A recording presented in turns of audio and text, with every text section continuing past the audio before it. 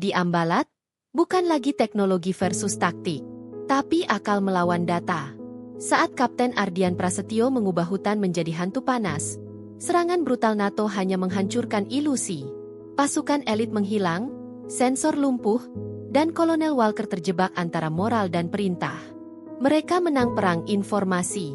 Tapi, apakah kemenangan moral cukup untuk menghentikan rudal NATO berikutnya?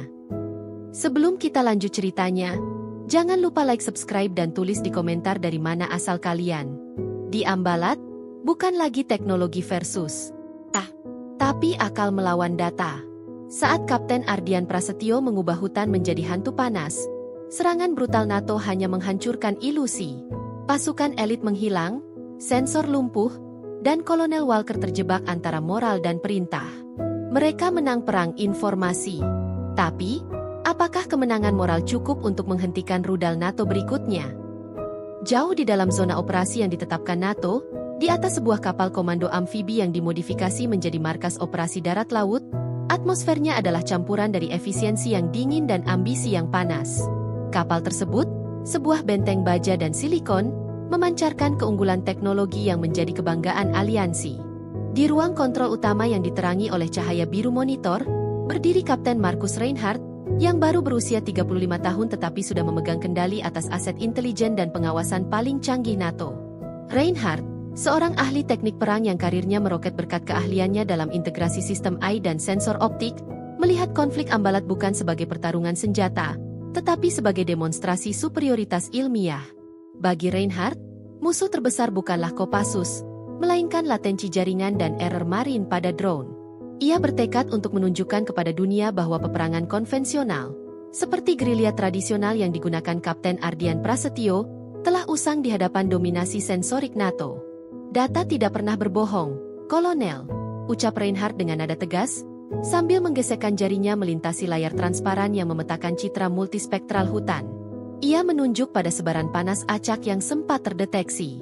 Anomali itu? Mungkin glitch kalibrasi yang disebabkan oleh kelembaban tinggi. Tidak mungkin unit Kopassus itu bisa seefektif ini dalam menipu sistem thermal signature scanners kita. Mereka tidak punya infrastrukturnya. Tujuan kita adalah mendominasi spektrum, bukan bertarung di lumpur. Ambisinya jelas, mencatatkan namanya sebagai perwira yang memenangkan konflik gerilya tanpa perlu satupun kontak fisik yang berisiko, menggunakan kecanggihan algoritma sebagai pengganti peluru. Namun, bukan semua orang di markas NATO berbagi optimisme atau ambisi yang sama. Di ruang rapat pribadi yang terpisah, Kolonel Richard Walker merasakan beban yang jauh lebih berat daripada bandwidth satelit. Walker, seorang veteran perang yang telah melihat darah dan lumpur di berbagai benua, adalah komandan operasi keseluruhan. Pengalaman tempurnya telah mengikis keyakinannya pada peperangan tanpa wajah. Ia tahu, di balik data real-time yang berkilauan di monitor Reinhardt, ada manusia yang terluka, ada hutan yang terbakar, dan ada moral yang runtuh.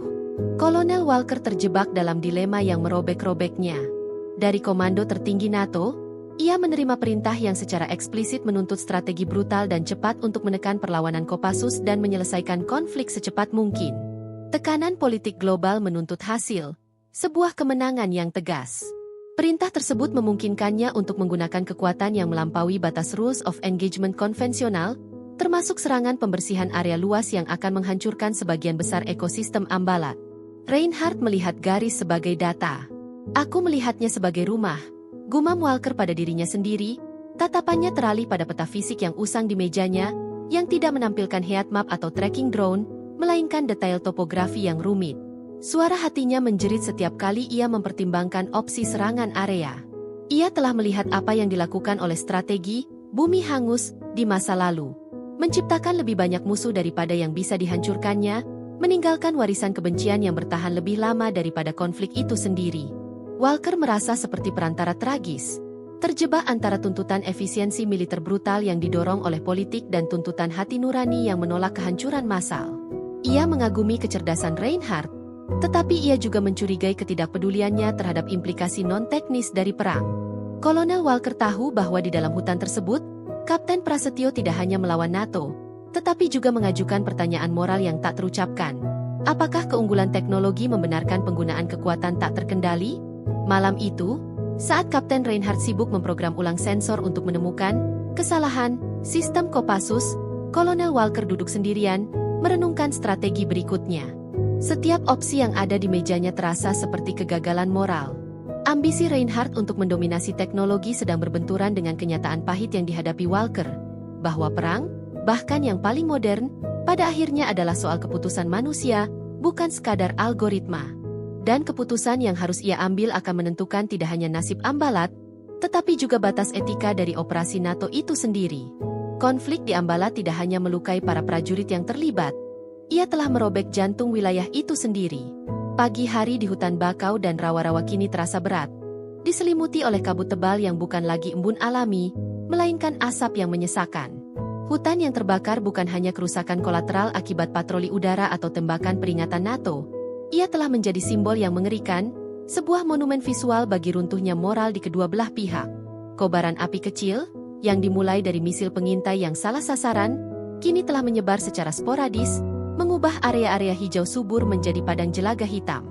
Bagi pasukan NATO, pemandangan pohon-pohon yang hangus dan bau belerang yang menyengat adalah pengingat konstan akan strategi brutal yang terpaksa mereka jalankan. Di tengah kemewahan teknologi mereka, para prajurit muda NATO mulai mempertanyakan harga dari kemenangan klinis yang dijanjikan Kapten Reinhardt, sebuah kemenangan yang kini terasa begitu kotor dan merusak. Mereka melihat kehancuran yang mereka sebabkan, dan setiap langkah di lumpur hitam terasa membebani nurani. Kolonel Richard Walker merasakan krisis moral ini lebih dalam dari siapapun. Hutan yang terbakar adalah cerminan dari hatinya yang terbakar. Sebuah bukti nyata bahwa memilih jalur kekerasan cepat yang diperintahkan Komando Tinggi telah meracuni operasi ini sejak awal. Kita tidak mencari kemenangan, kita menciptakan neraka. Gumam Walker saat melihat citra satelit terbaru yang menunjukkan perluasan area yang hangus. Rasa akan pertempuran yang akan datang semakin meningkat, bukan hanya karena ketegangan militer, tetapi karena keharusan untuk menghentikan kehancuran alam sebelum konflik ini menjadi bencana ekologis dan etis yang permanen. Sementara NATO tenggelam dalam dilema moral yang ditimbulkan oleh api, di dalam kedalaman hutan yang masih utuh, Kapten Ardian Prasetyo dan pasukan Kopassusnya menyambut kehancuran tersebut dengan perhitungan dingin. Mereka melihat asap dan panas sebagai peluang strategis, bukan hanya bahaya. Justru di saat musuh semakin mengandalkan sensor canggih, taktik gerilya mereka harus kembali ke akar yang paling mendasar dan cerdik. Kapten Ardian mengumpulkan tim intinya. Mereka mencari sumber panas. Kita akan memberikannya, tetapi bukan panas kita, katanya, wajahnya bermandikan keringat dan lumpur. Ini adalah inti dari rencana mereka, menggunakan trik tradisional untuk menghindari deteksi dari sistem pencitraan termal dan sensor inframerah milik NATO. Kopassus mulai menerapkan strategi hantu panas. Mereka menggunakan sumber panas buatan, tumpukan daun basah yang dibakar perlahan, batu yang dipanaskan di bawah tanah dangkal, bahkan kombinasi zat kimia sederhana yang menghasilkan panas residu dalam waktu lama. Trik ini dirancang khusus untuk menciptakan sumber panas palsu yang terdeteksi oleh sensor musuh pada lokasi yang acak dan tidak penting, atau di titik yang jauh dari posisi persembunyian mereka yang sebenarnya. Misalnya, di sepanjang jalur air yang seharusnya dilalui pasukan Kopassus, mereka menanam ranjau panas sederhana. Ketika Kapten Markus Reinhardt di markas NATO melihat peta termal yang menampilkan puluhan titik panas bergerak di area yang luas dan mustahil untuk ditempati oleh satu unit pun, ia menjadi bingung. Datanya memberitahunya bahwa pasukan Indonesia telah terpecah menjadi unit-unit kecil yang tak berarti, atau bahwa sistemnya sedang mengalami kegagalan masif. Kecerdasan Kopassus terletak pada kesadaran bahwa teknologi paling canggih pun bergantung pada interpretasi data mentah. Dengan mengacaukan data mentah tersebut menggunakan metode yang sangat sederhana dan tradisional, Ardian Prasetyo berhasil menciptakan kekacauan informasi di markas NATO. Mereka memaksa musuh untuk menghabiskan waktu, energi, dan amunisi untuk menargetkan ilusi, menjaga kekuatan sejati mereka tetap aman, tersamar, dan siap untuk menyerang saat momen krusial tiba. Hutan yang terbakar kini menjadi penyamaran sempurna. Panas dan asapnya menutupi jejak panas manusia yang sebenarnya, memungkinkan Kopassus untuk menjadi benar-benar hantu di medan perang modern. Di markas komando NATO, ketegangan terasa lebih tajam daripada sebilah pisau. Kapal komando yang tadinya terasa seperti benteng teknologi, kini terasa seperti sangkar yang menyesakan. Kapten Markus Reinhardt berdiri di depan tampilan utama, wajahnya memerah karena frustrasi yang belum pernah ia rasakan. Sistem Vigilance, yang menjadi kebanggaan karirnya, kini melaporkan data yang semakin tidak masuk akal. "Lihat ini, Kolonel," ucap Reinhardt kepada Kolonel Richard Walker. Suaranya dipenuhi amarah terpendam. "Kami melihat 38 sumber panas bergerak dalam radius 5 km. Namun tidak ada satupun yang memiliki profil jejak termal manusia yang konsisten. Mereka berkedip, menghilang, dan muncul kembali di tempat yang secara logistik tidak mungkin. Ini adalah noise sensor yang parah, Kolonel, atau glitch perangkat lunak." Reinhardt menolak untuk menerima kemungkinan bahwa kecerdasan musuh bisa melampaui kecanggihan teknologinya. Ia menganggap penggunaan sumber panas palsu oleh Kopassus, daun basah, batuan panas, atau reaksi kimia sederhana, sebagai gangguan yang tidak signifikan, bukan sebagai taktik gerilya cerdas yang disengaja. Bagi Reinhardt, solusinya adalah teknologi lebih lanjut, memprogram ulang drone untuk membedakan antara panas organik dan panas artifisial, menghabiskan waktu berharga untuk memecahkan masalah yang sebenarnya adalah trik sederhana. Ambisi teknologi NATO kini berubah menjadi penghalang. Mereka terlalu fokus pada bagaimana sensor bekerja, dan melupakan mengapa musuh membuat mereka bekerja seperti itu. Kolonel Richard Walker, yang duduk di kursinya dengan ekspresi lelah, memiliki perspektif yang berbeda. Pengalamannya membuatnya lebih peka terhadap unsur manusia dalam peperangan. Ia menyaksikan kecemasan di mata stafnya dan kekecewaan di wajah Reinhardt. Walker mulai mencurigai bahwa Kapten Ardian Prasetyo tidak hanya melawan mereka secara fisik, tetapi juga secara psikologis dan filosofis. "Kapten Reinhardt," Walker menyela, suaranya tenang tapi tajam. "Jika data Anda memberitahu kita bahwa musuh ada di mana-mana dan tidak di mana-mana pada saat yang sama, itu berarti taktik mereka berhasil. Mereka menguras sumber daya analisis kita, membuat kita ragu pada setiap piksel di layar. Ini bukan glitch. Ini adalah kecerdasan militer. Taktik gerilya tradisional itu bekerja persis karena kita menganggapnya mustahil. Kita terlalu bergantung pada sensor, dan mereka tahu itu." Perdebatan memuncak. Staf teknis mendukung Reinhardt, berargumen bahwa solusi ada pada patch perangkat lunak terbaru. Namun, para perwira lapangan, yang merasa cemas dengan runtuhnya moral pasukan yang terperangkap dalam hutan yang terbakar dan dibingungkan oleh keberadaan hantu-hantu di sekeliling mereka, mulai mendukung pandangan Walker. Walker akhirnya membuat keputusan berat. Untuk menghentikan kebingungan dan mengakhiri kebuntuan moral, mereka harus meningkatkan agresi, meski bertentangan dengan suara hatinya. Ia memberi lampu hijau untuk serangan NATO besar yang sudah direncanakan, sebuah operasi serangan area dengan tembakan artileri terarah. Walker berharap kekuatan destruktif ini akan memaksa Kopassus keluar dari persembunyiannya, atau menghancurkan mereka di tempat. Beberapa kilometer di dalam hutan, Kapten Ardian Prasetyo tidak perlu radar canggih untuk mengetahui apa yang akan terjadi selanjutnya. Keheningan yang tiba-tiba di udara, kurangnya penerbangan drone pengintai dalam interval waktu yang tidak biasa, dan pergerakan unit laut di kejauhan, semuanya adalah pertanda pasti. NATO akan menyerang keras. "Mereka sudah muak dengan permainan kucing-kucingan kita, Bim," kata Ardian kepada Sersan Mayor Bima, sambil menunjuk ke arah suara baling-baling helikopter yang samar-samar. "Mereka akan menggunakan apa yang mereka miliki, kekuatan api yang besar. Mereka akan mencoba membuat kita keluar dari bayangan."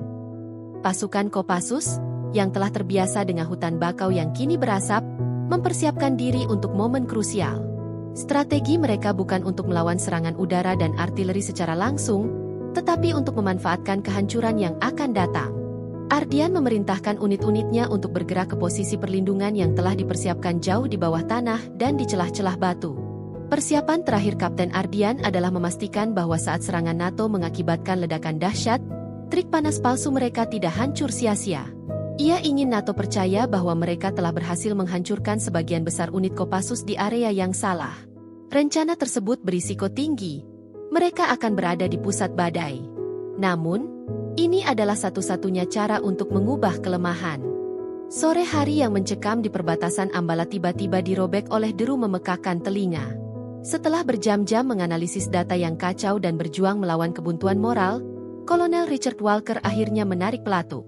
Serangan NATO yang sudah direncanakan, yang dirancang untuk mengakhiri permainan petak umpet Kapten Ardian Prasetyo, dimulai dengan intensitas yang brutal dan tanpa kompromi. Sistem artileri jarak jauh NATO mulai melontarkan proyektil berdaya ledak tinggi, diikuti oleh serangan udara presisi rendah yang diarahkan ke area-area yang menurut data Vigilance memiliki konsentrasi tinggi jejak panas. Tujuan operasi ini, yang dijuluki Operation Clean Slate, adalah untuk membersihkan seluruh area hutan yang dicurigai menjadi sarang Kopassus, memaksa mereka yang selamat keluar atau menghancurkan mereka di tempat. Serangan udara pertama menghantam lokasi yang paling banyak menampilkan sumber panas palsu yang ditinggalkan Kopassus. Ledakan dahsyat pertama terjadi. Tanah bergetar seolah-olah Ambala telah dihantam gempa. Suara ledakan bergema melintasi perairan, mengirimkan gelombang kejut yang mengguncang pepohonan bakau hingga ke akarnya.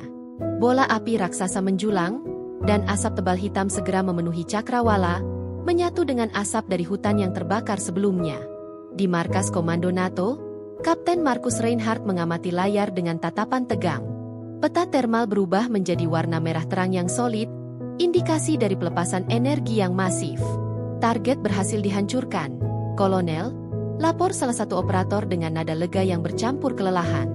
Reinhardt merasa lega. Setidaknya, data kehancuran ini nyata, terukur, dan tidak bisa ditipu oleh trik gerilya tradisional. Ia percaya bahwa kekuatan brutal teknologi NATO akhirnya berhasil mengatasi kecerdasan kuno musuh. Namun, beberapa ratus meter dari pusat ledakan, di dalam bunker perlindungan yang telah disiapkan dengan cerdik, Kapten Ardian Prasetyo dan pasukan intinya hanya merasakan getaran yang kuat, bukan hantaman langsung. Pasukan elit Kopassus telah menggunakan penyamaran canggih dan struktur tanah yang kokoh untuk menahan gelombang kejut terburuk. Di tengah puing-puing, Kapten Ardian tahu ini adalah momen krusial dalam konflik yang sedang berlangsung. Ledakan itu adalah pedang bermata dua. Bagi NATO, itu adalah tanda kemenangan dan superioritas. Bagi Kopassus, itu adalah selubung sempurna untuk melaksanakan manuver selanjutnya. Mereka percaya kita sudah menjadi abu. Bim, kata Ardian, membersihkan debu dari senjatanya, wajahnya tetap tenang di tengah kekacauan. Mereka akan mengirim unit pengintai untuk memverifikasi kehancuran. Ini adalah waktu kita. Ledakan dahsyat tersebut telah mengubah medan perang secara radikal. Infrastruktur pengawasan NATO di area terdekat mungkin telah terganggu, dan perhatian mereka terfokus pada hasil dari Operation Clean Slate. Ini menciptakan jendela peluang yang sangat sempit bagi Kopassus. Kerusakan parah yang ditimbulkan oleh serangan NATO menjadi penyamaran. Asap, debu, dan reruntuhan menutupi pergerakan pasukan Ardian yang sesungguhnya.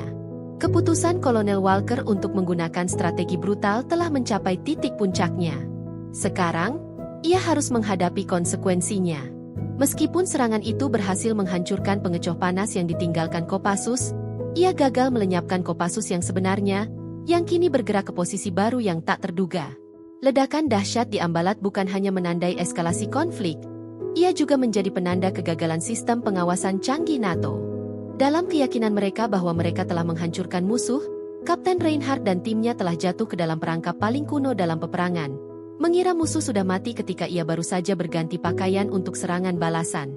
Kopassus kini siap membalikan keadaan, memanfaatkan kekacauan dan kepercayaan diri berlebihan NATO.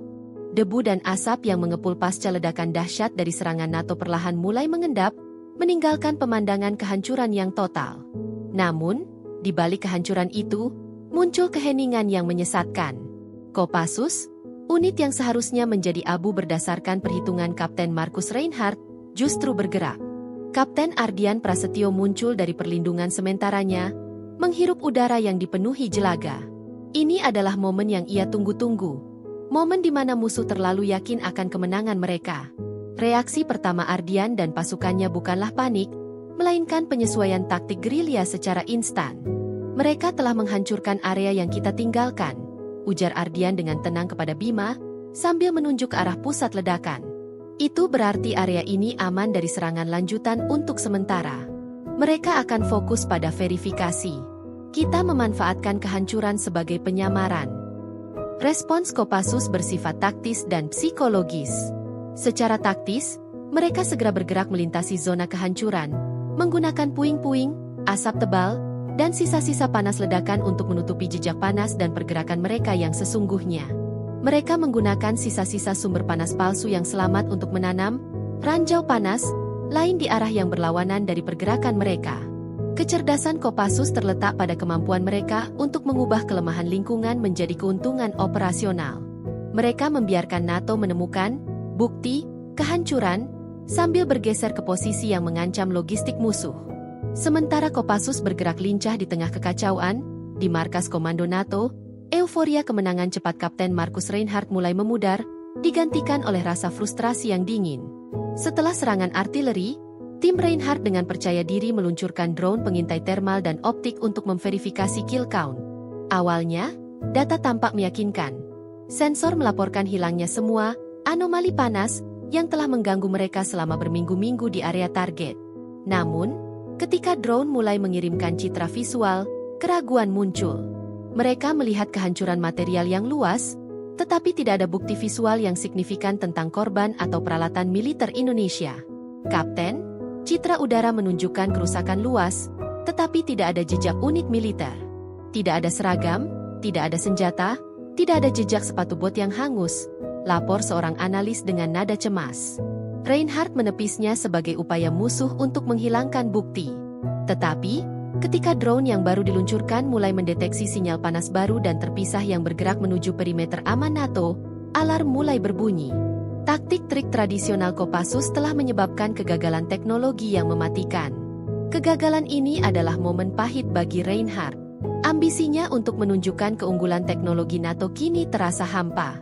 Sistemnya, yang begitu canggih, telah berhasil ditipu oleh tumpukan daun basah dan batu panas, sebuah ironi yang menusuk harga dirinya.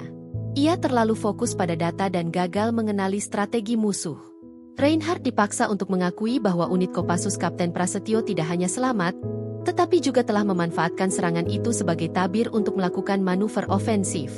Sementara Kapten Reinhardt bergulat dengan kegagalan sistemnya, Kolonel Richard Walker menyaksikan semua ini dengan perasaan campur aduk. Ia telah mengorbankan suara hatinya dan menjalankan strategi brutal, hanya untuk menyadari bahwa hasilnya adalah kehancuran lingkungan dan peningkatan ancaman militer. Operasi ini tidak membersihkan area, Kapten, kata Walker, menatap Reinhardt yang tampak pucat. Itu hanya membuat musuh kita marah dan mengamuk, dan sekarang mereka berada di posisi yang tidak kita harapkan. Taktik kuno mengalahkan data kita. Babak baru ini ditandai dengan perubahan peran. Kopassus kini bergerak secara ofensif, didorong oleh kemarahan dan kesempatan. Sementara itu, NATO, yang terlena oleh ilusi kemenangan, harus segera beradaptasi dengan realitas bahwa mereka sedang melawan musuh yang jauh lebih cerdas daripada yang diizinkan oleh algoritma mereka. Pertarungan kini bergeser dari perang teknologi menjadi perang moral dan saraf. Setelah ledakan dahsyat yang mengguncang hutan, medan perang Ambalat memasuki fase paling kritis, pertarungan siasat puncak. Kekuatan besar NATO telah gagal melenyapkan Kopassus. Kini, yang tersisa adalah perang kecerdasan murni antara Kapten Ardian Prasetyo dan sisa-sisa komando NATO yang dipimpin oleh Kolonel Richard Walker. Kopassus bergerak cepat. Dengan asumsi yang benar bahwa NATO akan disibukkan dengan proses verifikasi dan analisis kegagalan sensor, Ardian melancarkan serangkaian manuver yang dirancang untuk memanfaatkan kekacauan dan kepercayaan diri berlebihan NATO. Pasukannya bergerak seperti hantu yang diselubungi asap dan puing-puing, tidak menyerang unit tempur NATO yang besar.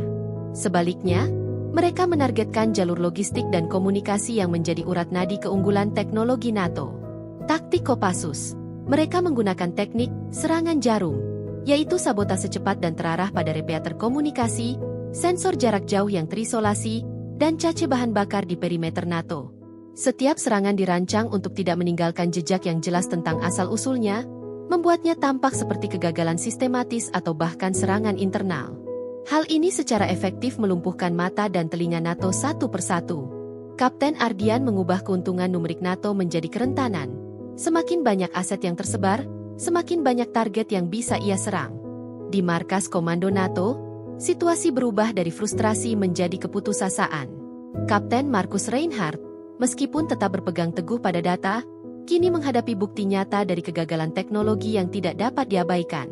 Laporan mengenai hilangnya komunikasi secara acak dan kegagalan sensor yang terisolasi membuat sistem vigilance miliknya tampak seperti jaringan yang compang-camping.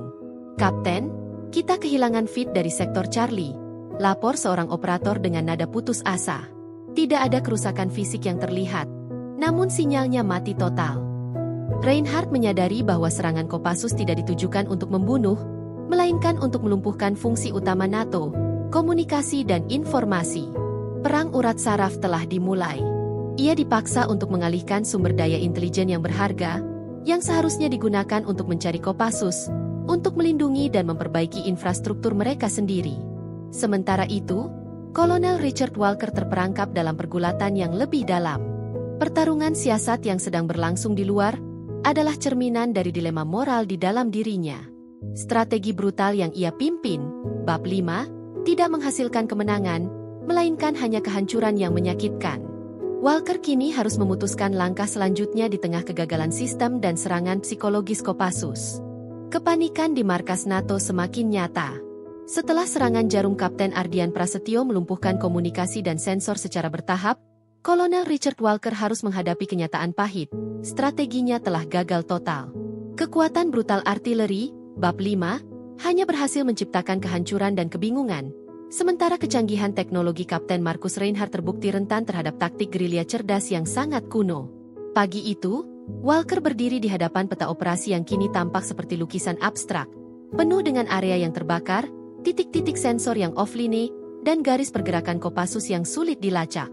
Ia merasa tertekan dari dua arah.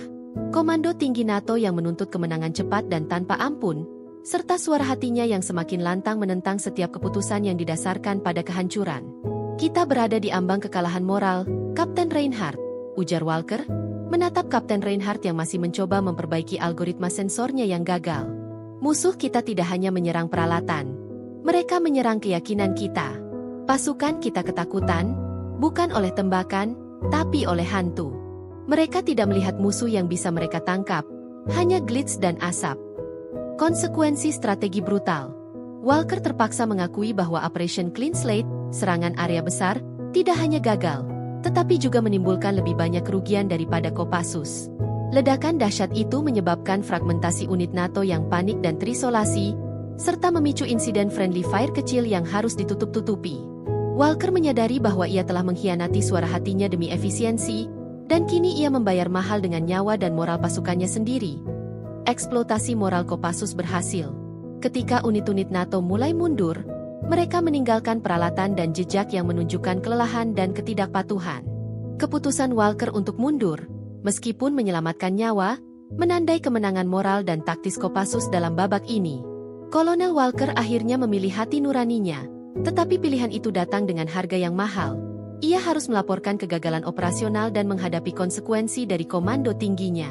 Sementara itu, Kapten Ardian Prasetyo, dengan kecerdasan dan penghormatan pada tradisi, telah membuktikan bahwa dalam peperangan, keunggulan moral dan akal seringkali lebih kuat daripada keunggulan teknologi brutal.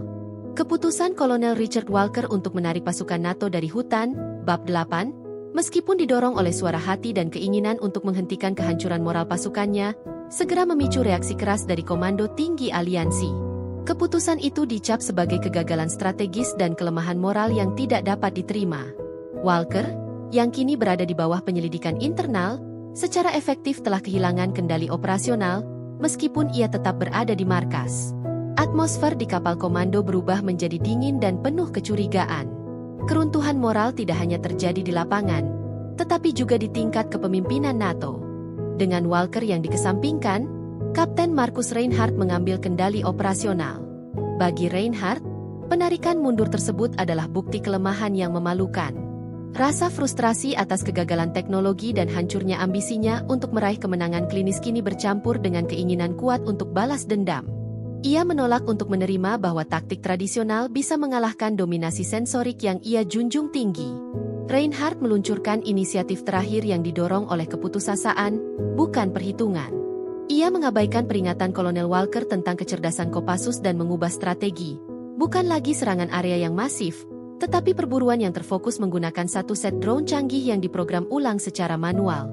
Sementara Reinhardt dan unit kecilnya berpacu dengan waktu untuk membalas kegagalan mereka, Kapten Ardian Prasetyo telah memprediksi langkah putus asa ini.